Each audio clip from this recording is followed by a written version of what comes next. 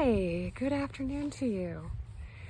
So, I thought that perhaps we could all use a little bit of wisdom around how to cope with the current circumstances of our world today when it feels like things just keep maybe ramping up in a variety of different ways. I've heard from so many friends, family members, colleagues, myself, where it's feeling like we're coming out of this period of time where life felt more measured. Maybe it didn't feel like we had to rush around as much, and we're not quite as prepared to go launching back into the tumult and the full stream, full push ahead that maybe our lives are expecting of us.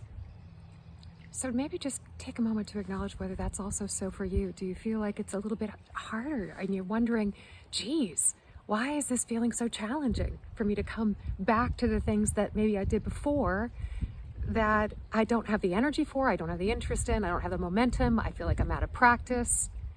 So there are those things. And there's just all sorts of other circumstances that are around us that are challenging us. I feel like the world is going to be this way, that we will always then be called to just take a moment to take stock of what we have available to us today, to take that compassion that we've been practicing, right, around being less critical of who we are and what we can bring to this moment, and also wonderful words that I was hearing this week and reading that I thought I would share with you through Sensei Koshin Paley Ellison, who is a Zen teacher, author, and psychotherapist. He also is the co-founder for the New York Zen Center for Contemplative Care. And the conversation was about how do we maybe relax into this present moment and create an expansiveness, a willingness to be with the circumstances that are, and finding a steadiness in simply being with this breath, this body. So finding the steadiness that comes with a compassion practice and a relaxing into. Maybe that we acknowledge that we have reactive habitual ways of showing up around certain things that come up in front of us, a pushing away, a grasping, whatever it may be. Like I was saying, a judgmental state of about ourselves, about the circumstances, about another. What can we do to relax into and taking then that expansive state? As Carl Jung would say, he would say that we are then more available for the time of our lives.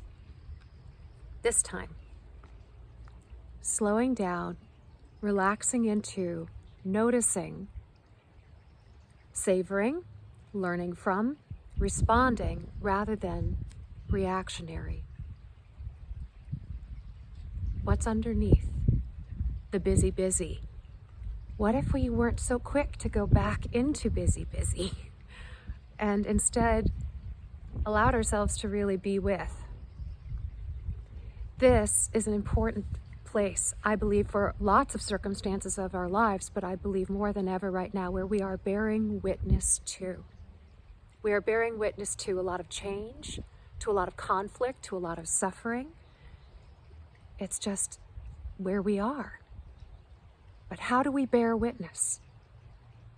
We bear witness by allowing ourselves to slow down enough to acknowledge that we can, that we practice those moments with more awareness and a refining of our skills and of our mindset and our ability, as we have talked about before, of being with discomfort or challenging circumstances. So we are truthfully becoming more capable, more resilient every single time we practice relaxing, slowing down, breathing with whatever shows up. There's a favorite poet, John O'Donohue, who I thought I would just quote him here as well. Let there be an opening into the quiet that lies beneath the chaos, where you find the peace you did not think possible, and see what shimmers within the storm. I love that. What is possible for you? If you slow it down, relax into what shimmers underneath a storm of emotions and thoughts. What are the possibilities, and how can you then bear witness and have the time of your life, moment to moment? It is absolutely easier said than done. It takes a lot of practice, patience, self-awareness, and really then also acknowledging that this is possible. You can. This is absolutely, each and every one of us have the capacity to. This is a birthright that we can practice this and develop these skills. So maybe try to see if you notice when you want to get busy and fill things up so that you don't have to look at or let anything get too close.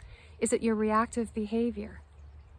Or perhaps you are noticing you don't want to speed up, and you are maybe thinking that there is something deficient or wrong about that. Maybe not. Maybe that's the beginning of you setting a pace that feels right for you. You choose.